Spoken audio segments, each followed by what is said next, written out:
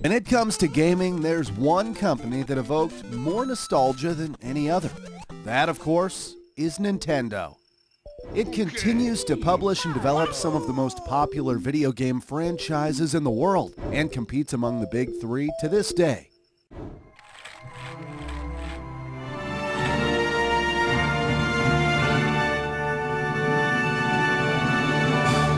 This is the evolution of Nintendo.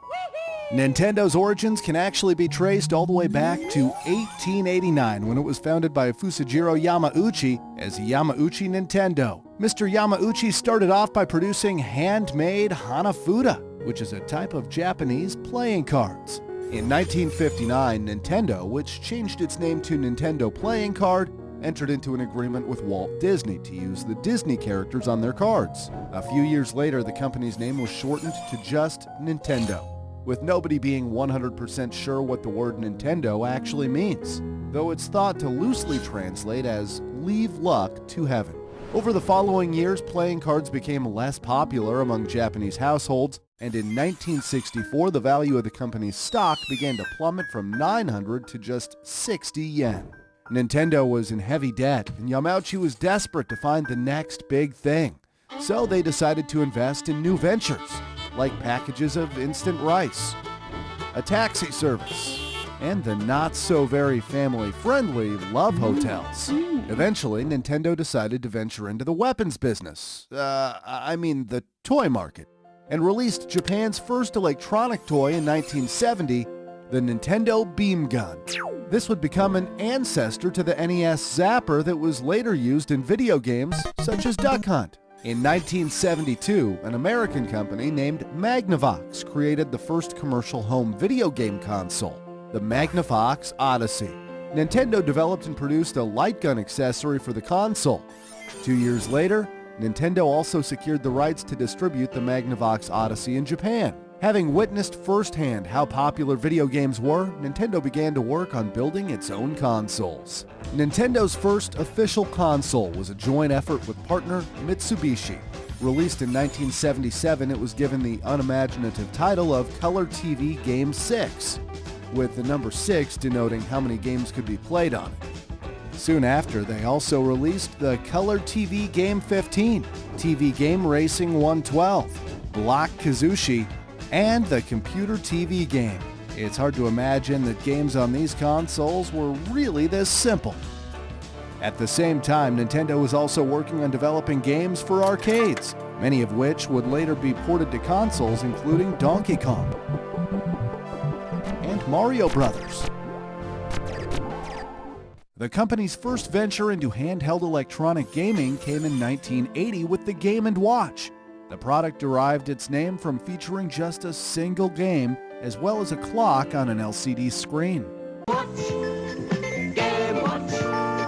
Game Watch. Game Watch.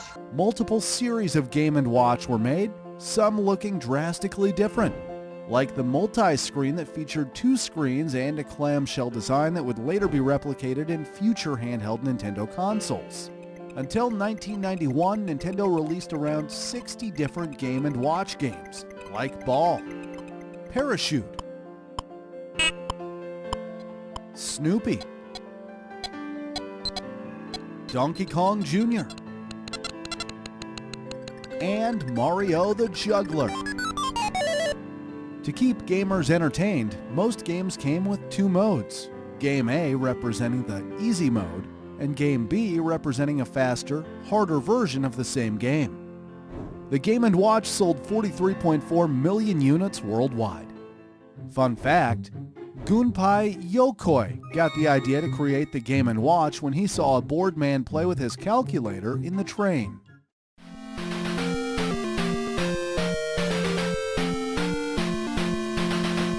In 1985, Nintendo really started to stand out from the crowd as they released the much-loved Nintendo Entertainment System, or NES. It was Nintendo's first home video game console released outside of Japan.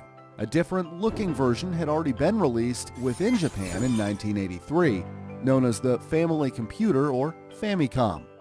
And while some of the games and art styles varied, the consoles were essentially the same in terms of performance. To say the NES was significant is an understatement.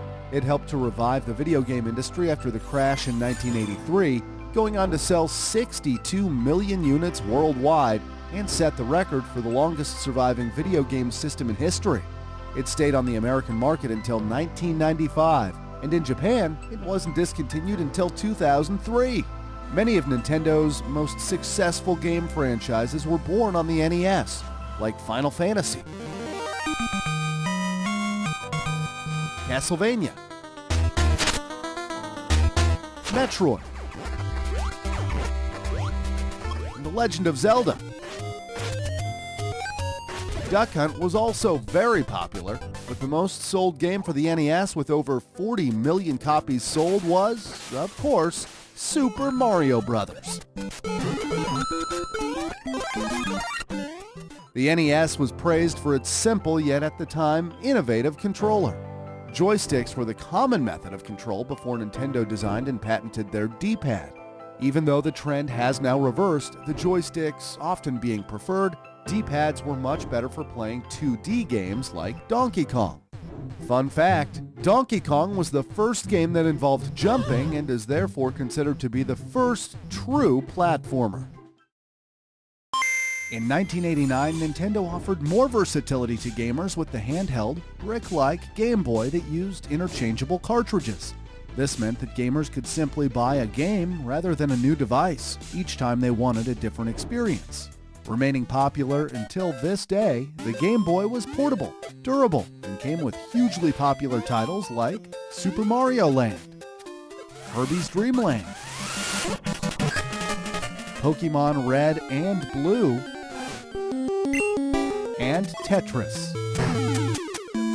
Nintendo released a compact version, the Game Boy Pocket, in 1996. It was notably smaller and lighter and came in different colors. This Game Boy had a black and white display rather than the green tinted display of the original Game Boy. The battery life, however, was decreased from 15 hours for the original to roughly 10 hours. 2 years later, the Game Boy Light hit shelves exclusively in Japan. The Game Boy screen was difficult to see in the dark, and the Game Boy Light fixed that problem with a backlight. Next came the Game Boy Color, released in 1998. It came in colorful colors, and like the name suggests, the Game Boy Color could display games in color. Many games were re-released with color, like The Legend of Zelda: Link's Awakening and Tetris. Other games included Pokemon Gold and Silver, Super Mario Bros. Deluxe, and The Legend of Zelda: Oracle of Ages and Seasons. Needless to say, but the Game Boy and Game Boy Color were a massive success. In total, 118.7 million units were sold. Fun fact, in 1993, a Russian cosmonaut named Alexander Serbrov took his Game Boy to space to play Tetris. The Game Boy is said to have orbited Earth 3,000 times and was sold at auction for $1,220. The much-anticipated successor to the NES was the SNES, released in 1991 in the United States with the new S standing for Super. Hence the Famicom, released 1 year earlier in Japan, also became the Super Famicom. The SNES was a 16-bit console that saw a significant increase in processing power, audio, and more advanced cartridges. At the time, Nintendo and Sega were going head-to-head in what is referred to as the Bit Wars, with advertising campaigns taking jabs at each other and both claiming to have the superior console. What Nintendo don't. Eventually, Nintendo got the upper hand and ended up outselling its closest rival with 49 million units sold compared to Sega Genesis's sales of 35 million. The third best-selling console at the time was the TurboGrafx 16, which lagged far behind with sales of 10 million units. Games that appeared on the SNES included the first Mario Kart game, as well as sequels to popular franchises such as Final Fantasy VI, Super Mario World, Super Metroid, Donkey Kong Country, and and The Legend of Zelda: A Link to the Past. The SNES controller got a makeover too, with rounded edges replacing the former rectangular design and additional buttons being added to both the front and shoulders of the gamepad. In 1995, the Virtual Boy was released, but it was a commercial failure. You had to put your head in a mounted display, which was like a VR headset. VR didn't add to games at all, it was just a novelty. It was also uncomfortable to wear, not portable, too expensive, and games were not in full color, but in black and red. Those colors were just unappealing, especially when compared to the colorful games in other Nintendo consoles. It featured a number of games, including Mario's Tennis, Wario Land, Wait till they get a load of me! and 3D Tetris. But those games weren't played that much since people experienced dizziness and headaches from this thing. The Virtual Boy is one of the worst-selling consoles of all time, with roughly 770,000 units sold. Fun fact, Nintendo claimed that a color display would have made the system too expensive and that it would result in jumpy images, so the company opted for a monochrome display. Nintendo began to face tougher opposition when they released their next generation of console, the Nintendo 64, in 1996. After all, they now had to compete with the very successful PlayStation, which had already been out for 2 years at that point. Despite quadrupling their bits to 64 and outselling the Sega Saturn with sales figures of 33 million to just 9 million, the cartridge-based N64 was no match for the CD-based PlayStation, which took over the crown as market leader and sold more than double the amount of the other two combined. In a trend that still holds true for many today, Nintendo came to be recognized as a source of fun and entertainment for families rather than a serious gaming console for individuals. Nintendo's games tended to have much more cartoon-like graphics and fantasy-based characters compared to the added realism brought by other machines. Having said that, the N64 did take major steps forward in terms of modern 3D graphics and featured iconic titles that are still enjoyed today. It had a fantastic library of adventure and party games like Super Mario 64, Super Smash Bros., Pokemon Stadium, Savage attack! Smack the weak spot! Donkey Kong 64,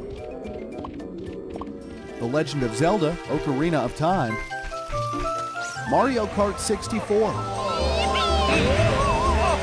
and GoldenEye 007.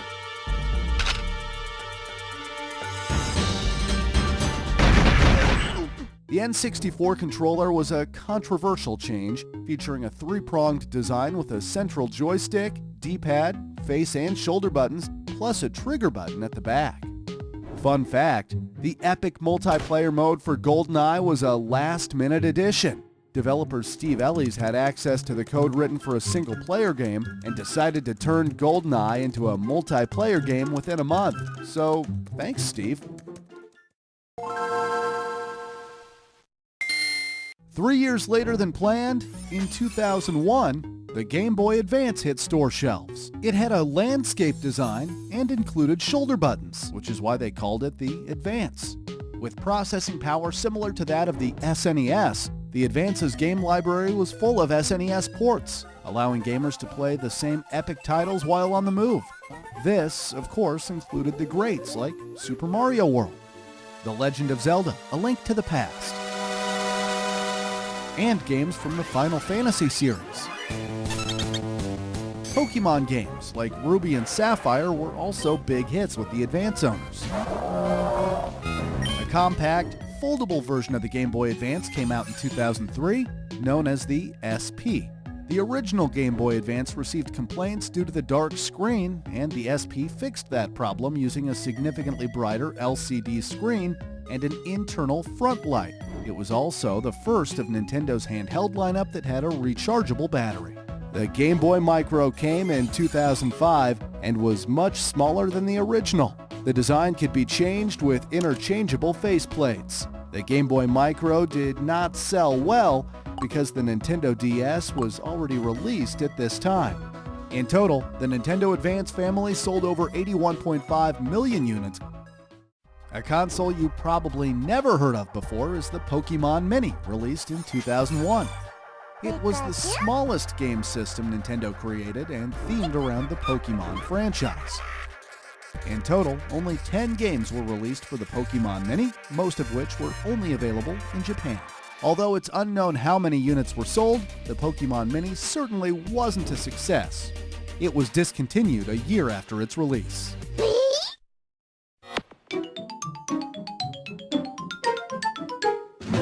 If the Nintendo 64 was up against it, then the Nintendo GameCube was even more so. Released in 2001, it was up against the PlayStation 2 and Microsoft's new system, the Xbox. The GameCube looked much more kid-friendly and like a toy in comparison to its rivals. Despite its name, it wasn't even a cube. It measured 5.9 by 6.3 by 4.3 inches. Nintendo managed to sell 22 million GameCubes. Instead of using cartridges, the system switched to using mini-discs and did not use CDs or DVDs like its competitors.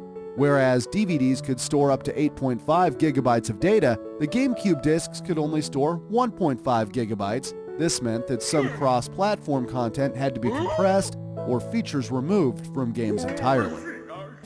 Another major drawback was the lack of online gameplay.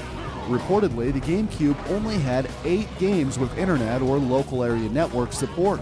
The console didn't feature an internal hard drive either and relied on the use of memory cards. Games which players were able to enjoy on GameCube included Super Smash Bros. Melee, The Legend of Zelda: The Wind Waker, Mario Kart Double Dash, Super Mario Sunshine, Metroid Prime, Animal Crossing, and Luigi's Mansion. Nintendo got rid of the 3-pronged controller design and instead opted for a more traditional 2-pronged version. In 2002, Nintendo made a wireless controller called the Wavebird Wireless Controller, even before Xbox and PlayStation managed to do so. 2004 welcomed the arrival of the Nintendo DS. The DS standing for both Developer's System and Dual Screen according to the company, as it featured a bottom touchscreen in addition to a top display screen. The DS came with a stylus for finer touchscreen control, a built-in microphone that allowed for voice recording and voice recognition, as well as Wi-Fi capabilities.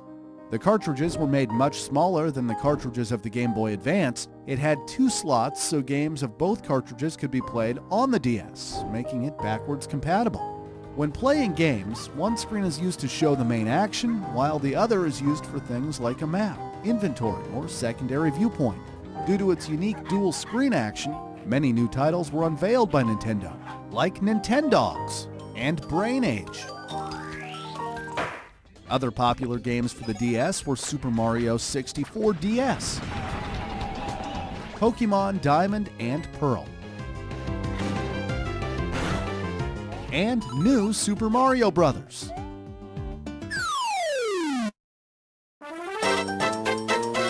Yay for me, Luigi!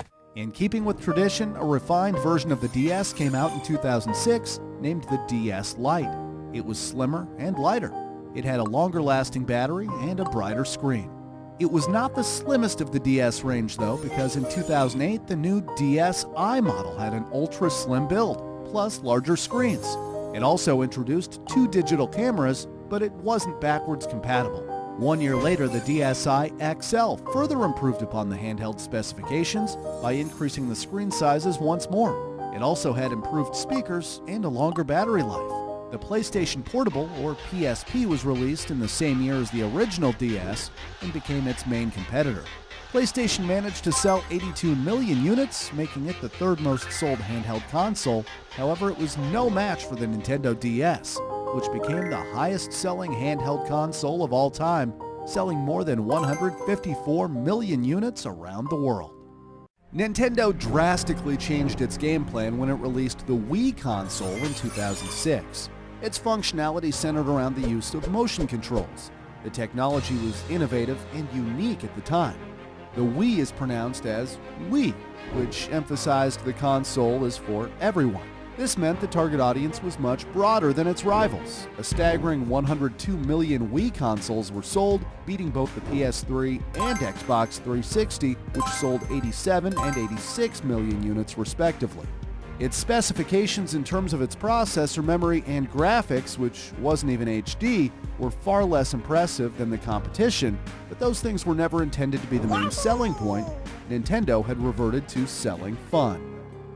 Memorable games from the Wii lineup are Wii Sports, New Super Mario Bros. Wii, Oh yeah, Mario time. Mario Kart Wii, Super Mario Galaxy, and The Legend of Zelda Twilight Princess. Besides the original Wii, Nintendo also released the Wii Family Edition in 2009, which sits horizontally and is cheaper since it was sold for $149 compared to $249 for the original Wii. In 2012, Nintendo also released the Wii Mini exclusively in Canada for $99 Canadian dollars, which is about 78 US dollars. The Wii Remote is the primary controller for the Wii. It uses Bluetooth and features a D-pad, buttons, and an internal speaker. The Nunchuck is an additional controller that can be connected to the Wii Remote and has an analog stick and 2 trigger buttons. Additional accessories for the console were also popular, like the Wii Balance Board. This board was designed for use with exercise and sports games like Wii Fit. The Wii Balance Board sold 42 million units alone. Fun fact, the board achieved a Guinness World Record for the best-selling weighting device. Nintendo next introduced 3D gameplay to their DS models. Regarded as a brand new console, the Nintendo 3DS was released in 2011. The bottom screen was a touch similar to the ones seen in former DS models. However, the top screen was wide with better graphics and had an auto-stereoscopic 3D LCD design. This meant that gamers could turn on 3D effects without the need of 3D glasses. The console itself had multiple cameras, a circle pad alongside the traditional D-pad for easier gameplay, and internet connectivity with an improved online experience. Games that could be enjoyed on the 3DS were Mario Kart 7, Pokemon X and Y, New Super Mario Bros. 2, and Animal Crossing. More models of the 3DS were released. In 2012 came the 3DS XL, which had much larger screens and an improved battery life. Nintendo released a 2DS version in 2013, taking away the 3D graphics but making it more affordable. The new Nintendo 3DS was introduced in 2014. It fixed the problem that you had to face your 3DS directly from the front or else the 3D effect would become blurry. It also had a more powerful processor and additional shoulder buttons. At the same time, a larger version, the new Nintendo 3DS XL was introduced. And finally, in 2017, Nintendo made the new Nintendo 2DS XL, featuring additional hardware features but without the 3D functionality. To date, the total sales of the 3DS and 2DS handheld consoles are 75.8 million. The Wii U was released in 2012 and was one of Nintendo's biggest flops. The Wii U is an example of very, very bad marketing. People were confused about whether it was a new console or just an accessory for the Wii, and it's easy to understand why if you look at the trailer of the Wii U. They literally named it the new controller. The Wii U wasn't the greatest name either, since it just sounds like a Wii accessory. This could have been avoided easily if they chose to name it the Wii 2. Oh, and the ads were pretty bad too. Hot buttered popcorn, that's a deal!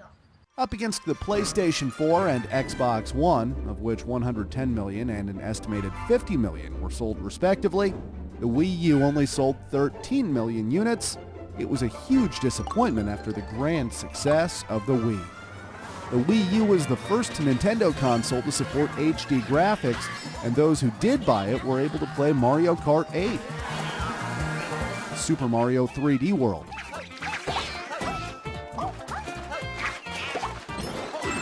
Splatoon, Super Mario Maker, and new Super Mario Bros. For you. The Wii U gamepad is the console's primary controller and has a built-in touchscreen, which can be used without a television or as a companion to games being played on the television. The concept of having a hybrid console of both a standard and handheld console was there, but there was a lot of work ahead to make it more appealing.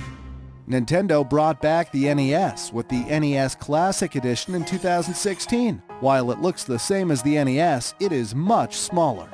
It includes 30 built-in games from the NES library, including Mario Brothers, Pac-Man,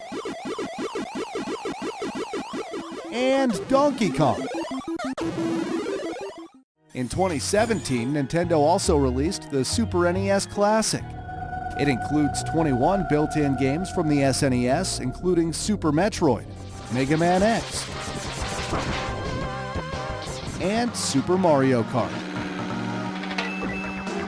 In 2018, combined sales of the NES and SNES Classic Editions exceeded 10 million units.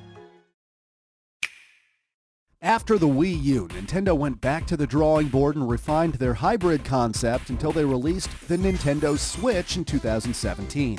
It features two Joy-Con controllers that can be attached to the 6.2-inch touchscreen display to play it in hybrid mode.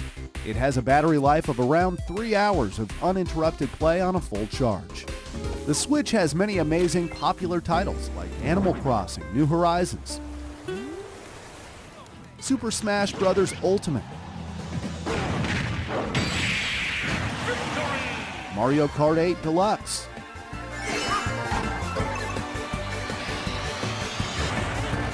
Splatoon 2,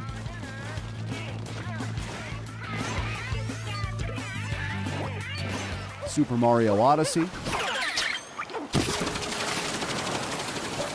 my personal favorite, The Legend of Zelda, Breath of the Wild.